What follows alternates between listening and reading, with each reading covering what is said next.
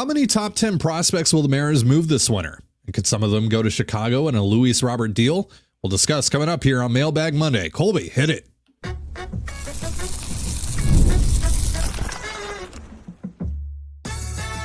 You are Locked On Mariners, your daily Seattle Mariners podcast. Part of the Locked On Podcast Network, your team every day. Ahoy, sailors. It is Monday, October 28th, 2024. This is Teddy Gonzalez and Colby Patnode for the Locked On Mariners podcast, part of the Locked On Podcast Network, your team every day. And on today's show, we'll be opening up the mailbag like we do here every Monday and answer some of your Mariners questions. We'll also be spinning the wheel for our topics for tomorrow's Top 5 Tuesday episode later on in this show, so be sure to stick around for that. But before we get into all of that, shout out to our title sponsor today, FanDuel. New customers can place a $5 bet and get started with $150 in bonus bets if you win your first $5 bet.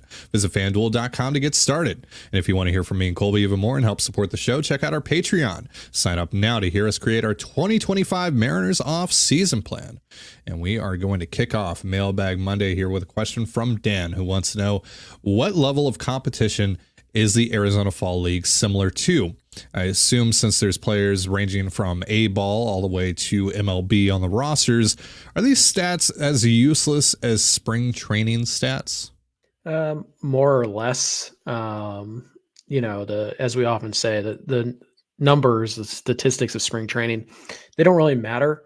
What matters is how you look in the games and how you, how comfortable you look, right? Like if you go 0 for 4, but you hit 4 line drives at over 100 miles an hour, that's a really good day at the ballpark. And so, stats really don't matter. Situations matter. And so, like, for example, Colt Emerson is tearing it up. If Colt, finishes the fall league as strong as he started it, which we have no reason to believe he's not, it's not like he's going to force his way into the Mariners' plans for 2025 or anything like that.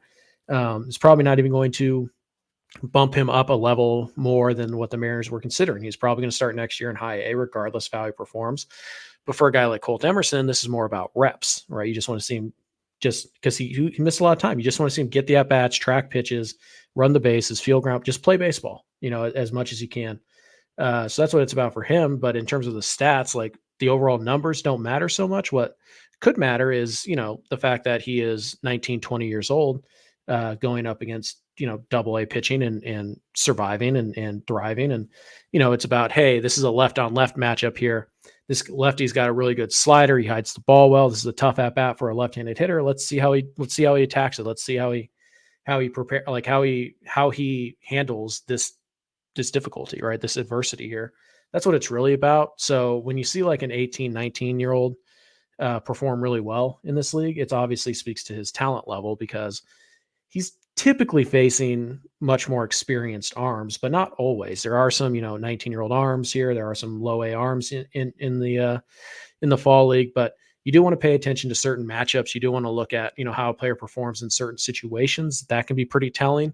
But again, it's not just statistically based. Like in that scenario, if Emerson is facing that lefty and he hits a slicing line drive into left center field off the slider at, 103 miles an hour, but the left fielder, was just positioned over there and he makes the play, like that's a really big, positive takeaway, despite the fact that he made an out. So you're really looking at more like that.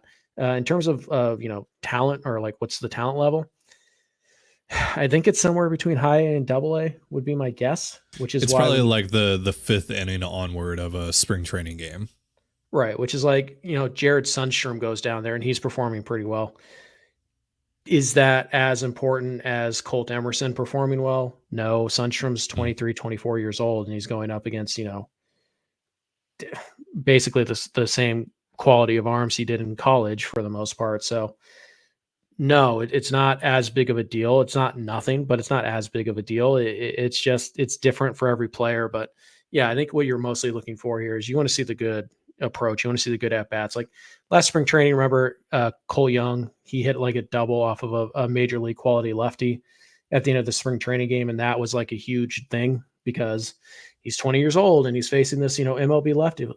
Was it Jake McGee or like basically a Jake McGee. I think it might have been one of the Padres guys. I can't remember. Or the Reds guy, Alex Young, maybe. Like, yeah, I can't remember who it was but somebody like that. But that was a good sign, and that's what you want to see from Colt Emerson in these games when he faces guys who have more experience, they're higher up on the ladder than he is, and he performs against them. That's a good thing, right? And it certainly is a fun thing that Colt Emerson's doing right now. But for him, it's really more about the reps he's getting than the statistics he's putting up. Yeah. So from a consumer standpoint, like the stats, the way the league is promoted to us, that stuff is all fluff. But these are meaningful reps, right?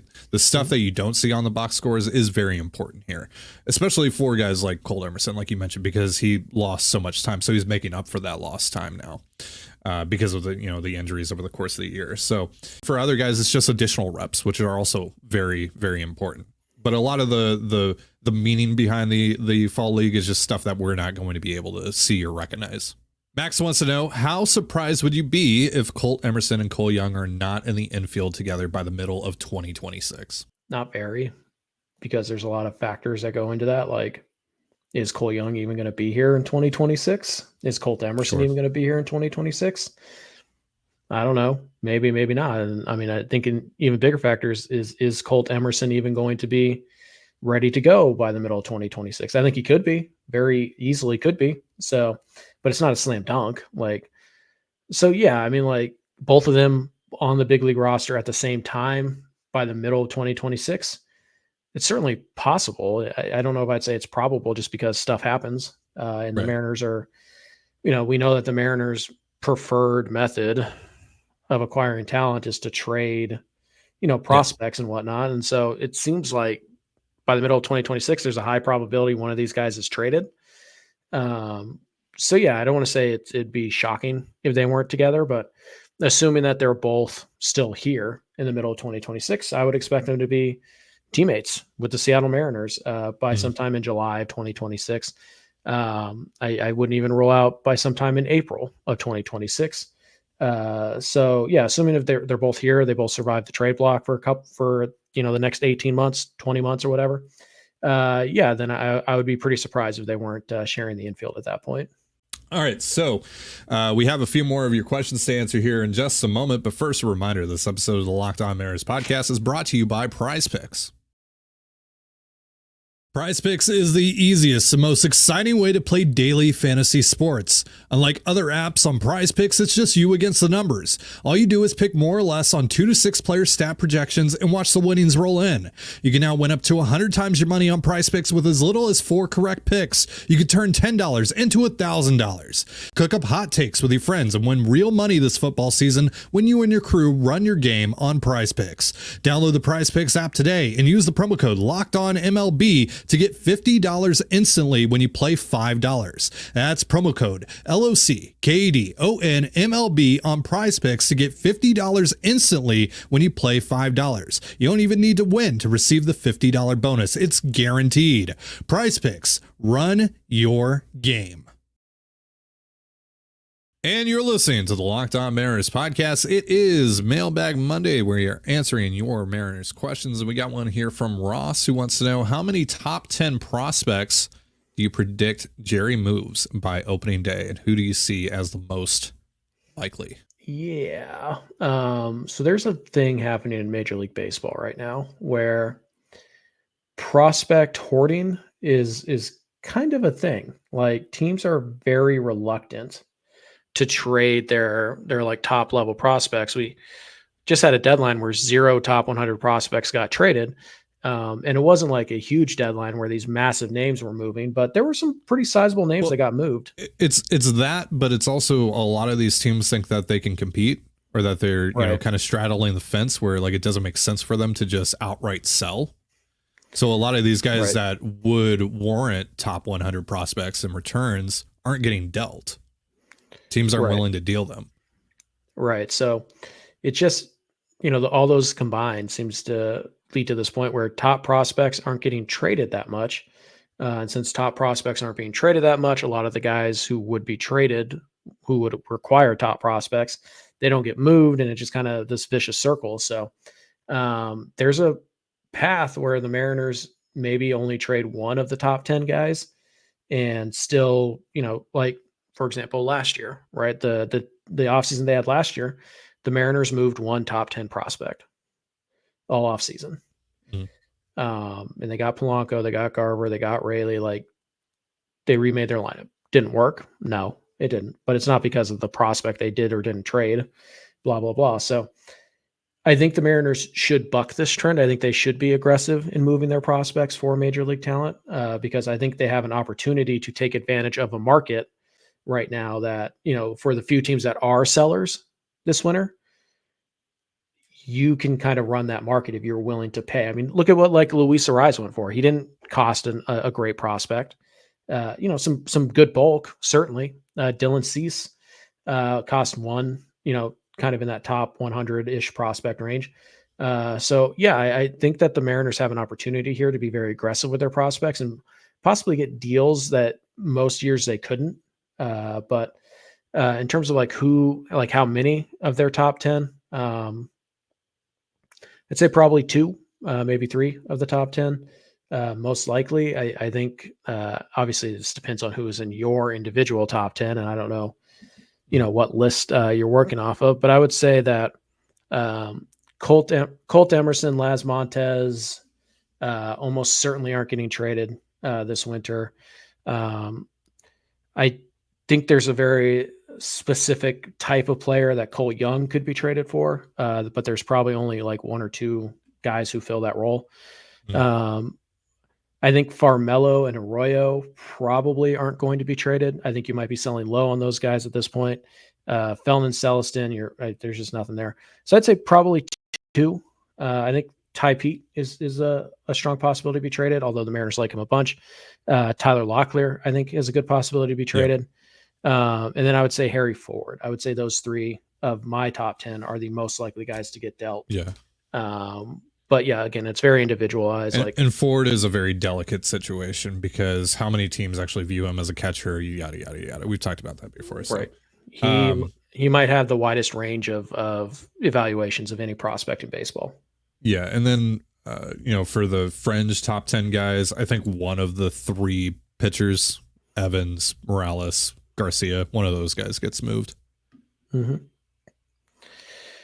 Yeah, I think Williamson, Bliss, I think there are guys who are like in that 10 to 15 range, 10 to 20 range. I think probably 3 or 4 of those guys get moved this winter. But in terms of top 10 guys, I think it's probably going to be at most 3, but I would speculate probably 1 or 2. I think it should be 3 plus, especially if the market is going to value the prospects you have because you're the only team willing to ship really good prospects out. Or one of the only teams willing to do it. I think you should take advantage of that. But like Ty said, there's a supply and demand issue here, and it's tough. It's tough right now to find these big deals that require these big players, big prospects, changing hands. So I would say 1 or 2 probably. I would push 3 or 4, but again, it's all dependent on the type of player you can get back. Next question here from John Stanton hates us.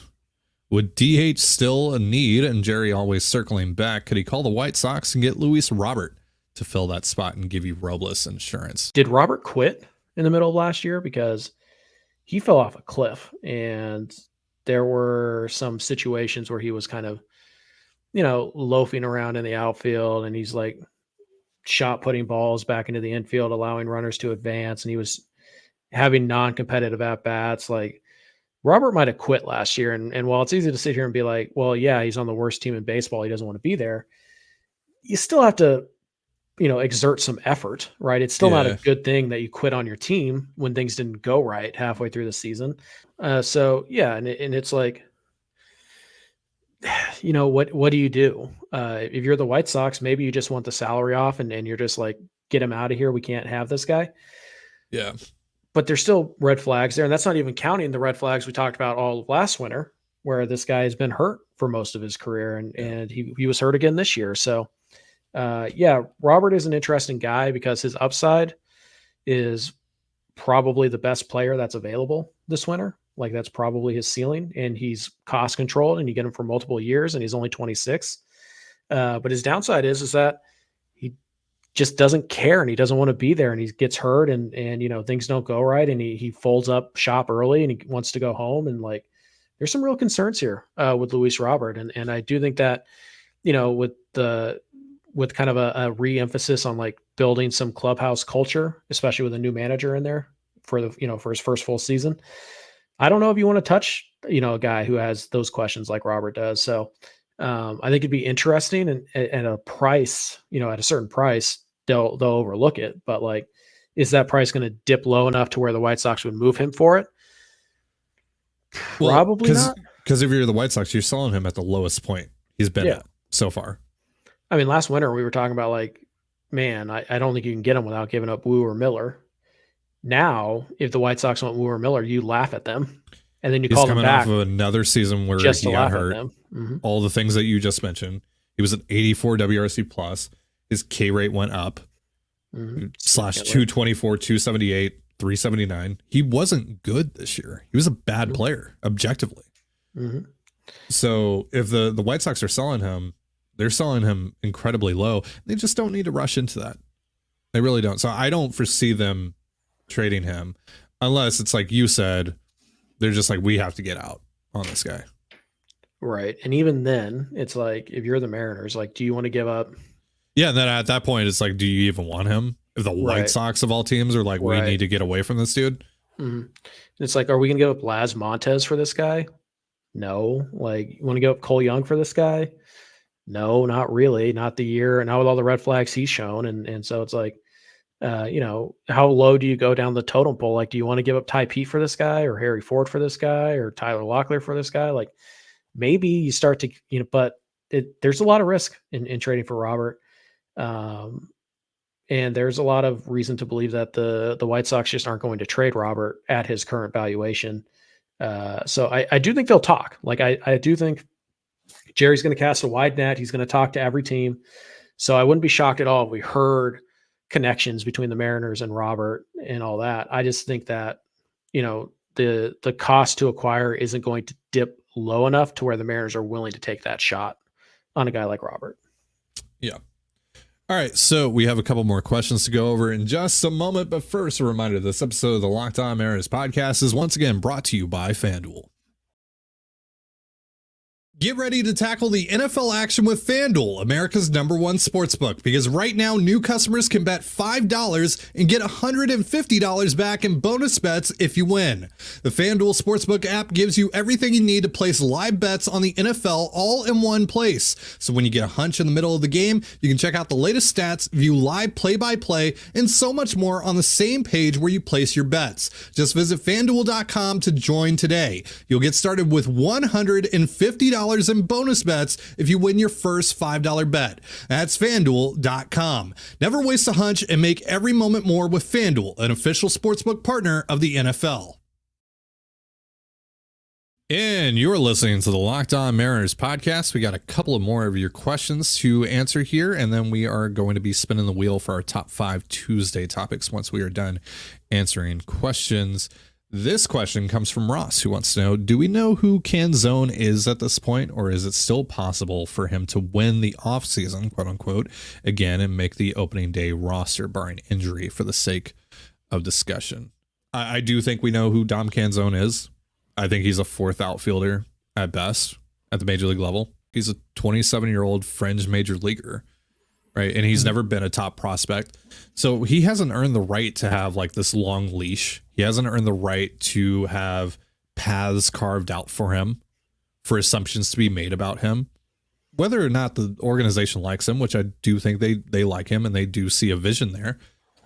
But he's just a guy. He's just a 40-man guy who's AAA depth to me. He shouldn't factor into the conversation at all for the 26-man roster this winter. He shouldn't even cross their minds when they're thinking about building their 26-man roster this winter. Straight up. Yeah. It's interesting. In the current iteration of our offseason plan, which you guys can hear by going to our Patreon, the way we've built it, Canzone does make a little bit of sense. And even that's like, ugh, like you don't want to do that. But yeah, like Ty said, he's 27 years old. He didn't finish particularly well down in Tacoma either. I think in the final month, he had like an 87 WRC plus in Tacoma, in the PCL. That's not good. He doesn't hit lefties at all. We know that now. So yeah, he's a guy who I feel like we know who he is, and that is that he's, a 4A player, more or less. There's still a possibility that he can be more than that. And the good news is, if you're the Mariners, is that he still has 2 options left. Like you don't have to DFA the so you guy don't have if to force the issue. Yeah. Right. And he doesn't have to you just send him down to AAA and you start the year there and call him up if you need to and if he shows something. But yeah, this is kind of a make or break year for Canzone. So I feel like we know who he is. But there's also not really a reason for the Mariners to give up on him yet. There's no 40-man crunch. They don't have to DFA him. They don't have to, he doesn't have to make the opening day roster or anything like that. So I don't think that, I don't think it's possible for the Mariners to win the offseason and then have Canzone on the opening day roster. I don't think those two things gel at all. But I think it was about him winning the offseason. Like he put the work in. Oh, They're right, really right. impressed by him. He's all the that, guy, yeah. blah, blah. Oh, you mean Yeah. like Ty France last year? Ooh. Winning the offseason means nothing. Okay. So, yeah. Can Canzone kind of force the Mariners' hand? Sure. Probably by having a really good few months in Tacoma to start the year. Sure. I really don't think there's anything and like Ty said, the Mariners shouldn't be in this mode where they're like, oh, well, Canzone's going to come back and be incredible, so we don't have to worry about that. No. You should be surprised by how good Canzone is by the time you get to spring training. And then it should be like, wow, I mean, we can't really even justify not having Canzone on this roster. He's a 4th outfielder. At best. That's what he is. Yeah, at best at the major league level, because he's a platoon bat. It's very clear he cannot hit lefties. Yep. So yeah, there's only so much value there. And again, he's 27 years old. He's never been a top prospect. He doesn't have that kind of pedigree. So he hasn't earned any sort of leash here. He hasn't. No. It's just the fact of the matter. I mean, there's some good tools here too. He's there's definitely got power. But he's got to earn. But he's got to earn it. He's got to earn it. Exactly. You can't do this thing again where it's like, well, we really like the player and we really believe that he's going to hit. Nope. Okay, if he does, great. But he's got to prove that to you. Yep. Yeah.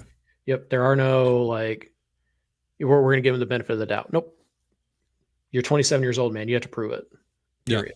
Last question of the day comes from Doug.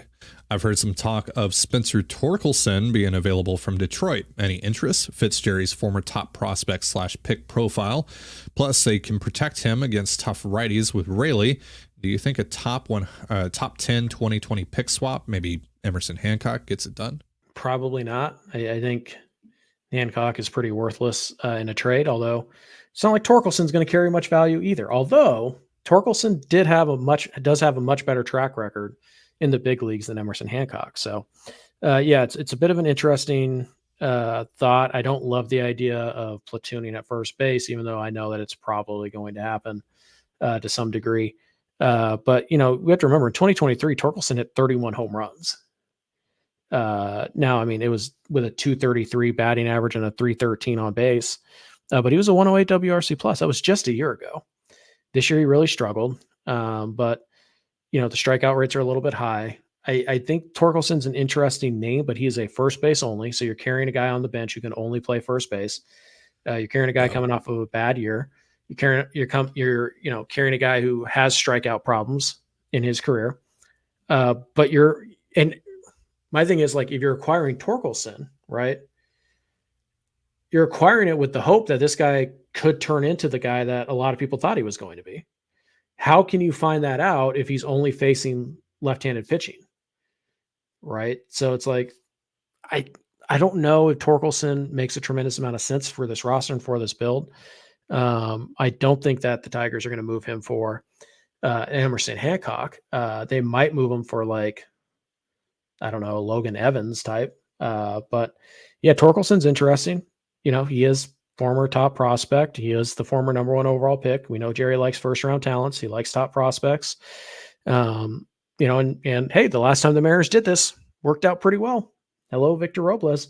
So I like the idea overall. There are a few things that I don't love about it. That's probably going to prevent me from being all that interested in Torkelson.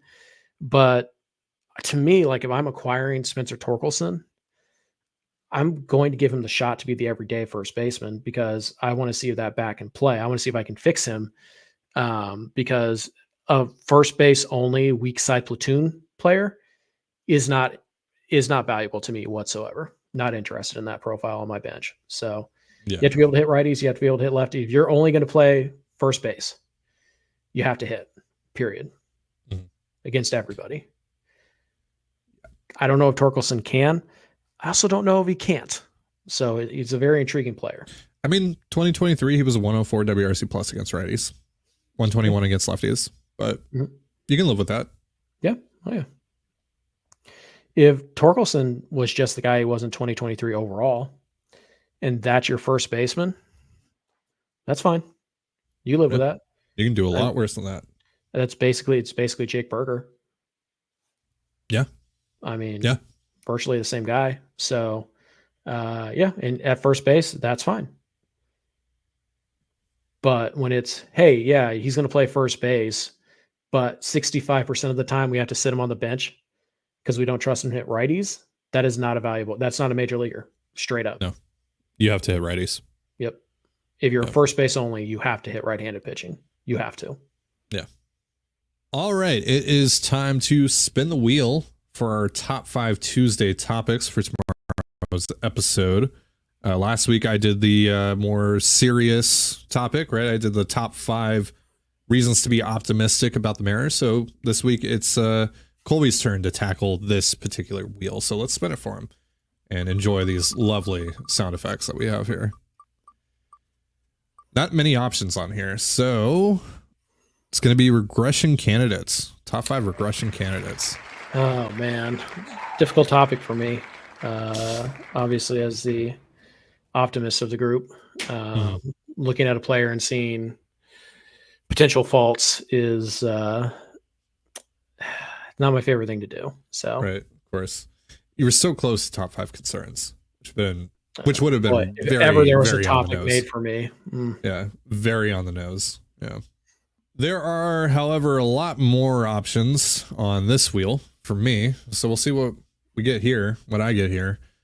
With the sillier wheel, we need better names for these wheels, but whatever. You get what we're talking about here.